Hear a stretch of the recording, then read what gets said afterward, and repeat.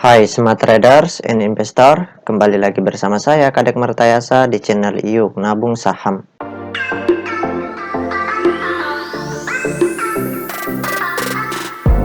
Nah, di episode kali ini kita akan membahas salah satu perusahaan yang di-request oleh Yumna Official.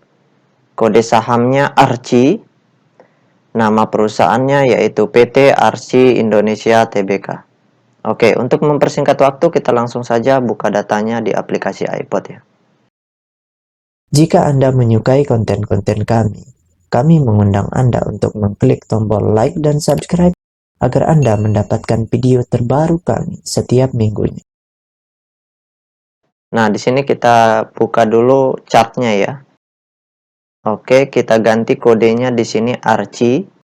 Kemudian kita enter, selanjutnya kita perpanjang time frame-nya dari bulan 1/01/2021. Oke, kita enter.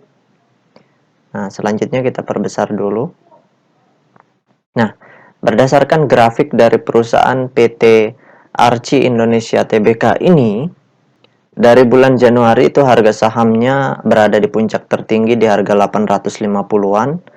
Setelah itu harga sahamnya terus turun, kemudian nanti di tanggal 4 Oktober itu harga sahamnya naik kembali, kemudian turun lagi, terus turun sampai mencapai puncak terendahnya di harga 444, tepatnya tanggal 18 Januari, kemudian setelah itu naik lagi, sideways lagi seperti itu. Nah, sekarang kita ingin lihat apa yang dilakukan oleh investor besarnya di perusahaan PT ARCI Indonesia Tbk ini dari tanggal 1 Desember sampai tanggal 24 Januari 2022. Oke, kita langsung saja buka datanya di aplikasi iPod. Nah, selanjutnya kita klik kolom Broksum ya. Oke, nah di sini kita ganti kodenya ARCI. Kemudian kita ganti tanggalnya dari tanggal 1 bulan 12 2021 sampai tanggal 24 Januari 2022. Oke, kita klik show.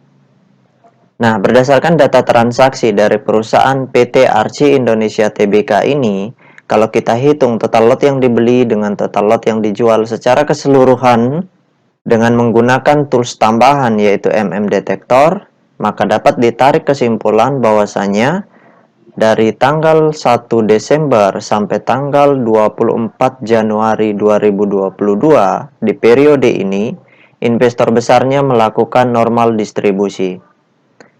Jadi ini walaupun harganya sideways, kemudian di sini turun gitu, selanjutnya naik lagi, di sini investor besarnya melakukan normal distribusi. Nah, terus kapan waktu yang tepat untuk masuk ke perusahaan ini? Nah, waktu yang tepat untuk masuk ke perusahaan ini adalah ketika adanya akumulasi dalam jumlah yang besar, ya, seperti itu, atau kategorinya masif akumulasi. Nah, pada saat itu kita lihat yang akumulasi itu siapa, seperti itu. Kalau investor besarnya sedang akumulasi, maka pada saat itu waktunya masuk.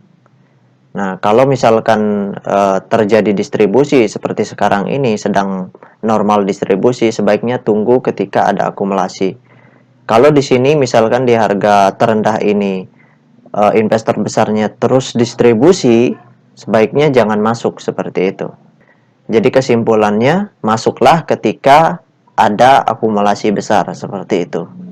Ya, terkadang sih investor besarnya juga menggunakan strategi yang aneh ya. Ya, itulah kebebasan mereka. Mereka akumulasi besar, tetapi setelah itu mereka membiarkan harga sahamnya jatuh. Setelah itu akumulasi lagi, barulah mereka markup harga. Biasanya seperti itu. Tapi intinya adalah ketika terjadi akumulasi besar, mereka punya kepentingan untuk memarkup harga. Itu secara psikologinya. Nah, sekarang kita ingin lihat dulu data peta kepemilikannya ya. Oke, ini kita tutup dulu. Nah, berdasarkan analisis yang saya lakukan dengan mengumpulkan data-data dari SRO Bursa Efek Indonesia dan data-data dari sekuritas, maka dapat ditarik kesimpulan bahwasanya 43% saham perusahaan PT ARCI Indonesia Tbk ini telah dicetak dalam bentuk scriptless atau dalam bentuk digital. Nah, dari 43% itu, 83% kepemilikan investor besarnya. Jadi, investor besarnya memiliki jumlah porsi kepemilikan yang sangat besar di sini. Seperti itu.